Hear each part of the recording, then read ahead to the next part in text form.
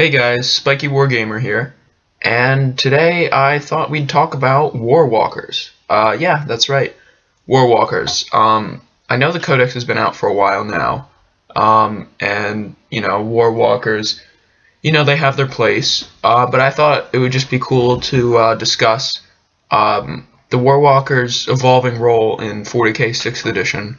Now that the Tyranids have come out, I personally don't own the Codex, but really how the Warwalkers have been changing since the release of the Eldar Codex. So first of all, Warwalkers, everyone knows, 60 points. I'm not even going to go over the rules or the points or anything because, the Codex has been out for long enough that you should know that. But I would like to go over the uses I'm starting to see out of Warwalkers. Maybe this hasn't changed so much since last edition, but I've seen, based on the new infantry, heavy armies, things like that, what the new roles of Warwalkers are in 6th edition.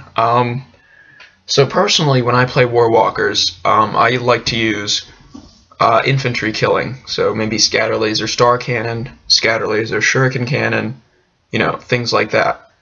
So personally, I found that there are three main ways to use Warwalkers: as support, sort of like an advancing unit, or possibly like an infiltrating / outflanking unit, each of which is good against different armies, each of which is useful in different scenarios, and each of which has its own advantages and disadvantages.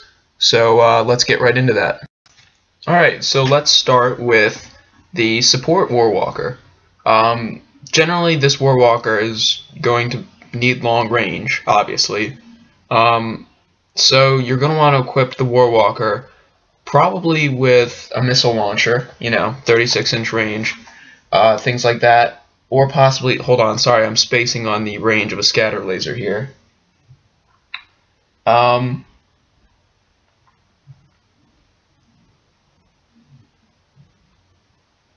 Scatter laser.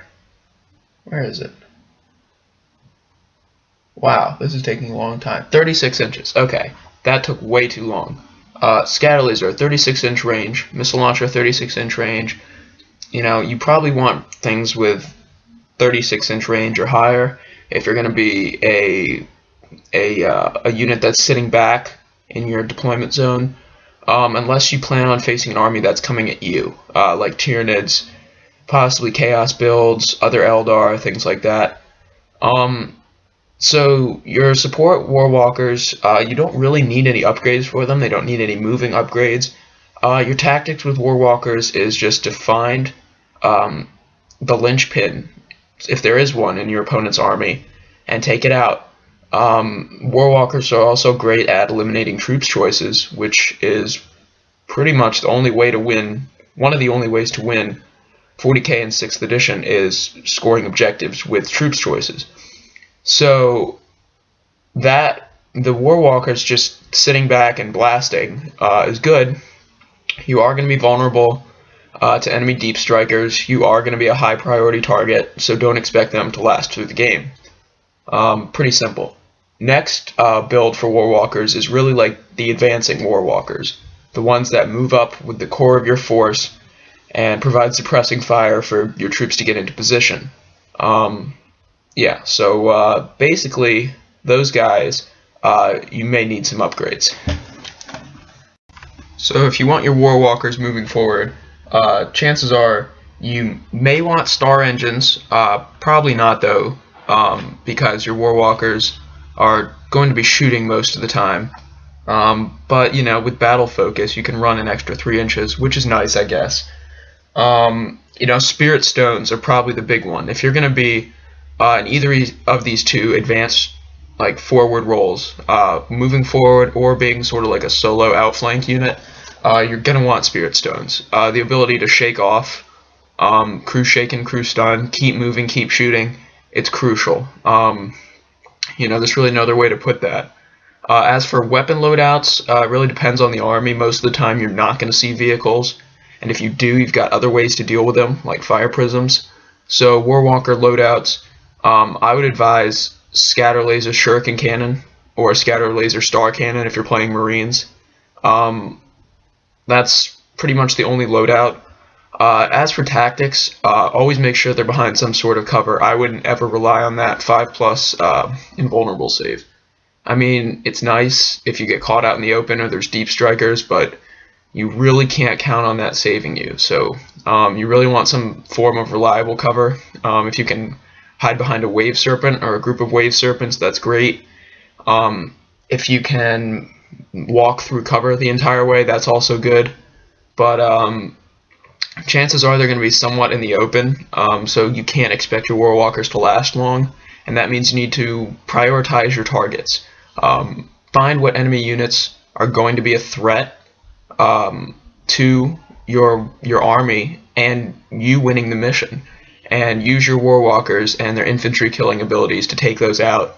Don't get distracted by other enemy targets. And really the final and probably the most rare configuration of Warwalkers would be sort of the outflank solo unit. Really depending on what army you're playing against and what type of Eldar army you're playing really can change this build. But generally, when you outflank Warwalkers, again, you're going to need Spirit Stones. You're going to need to keep moving.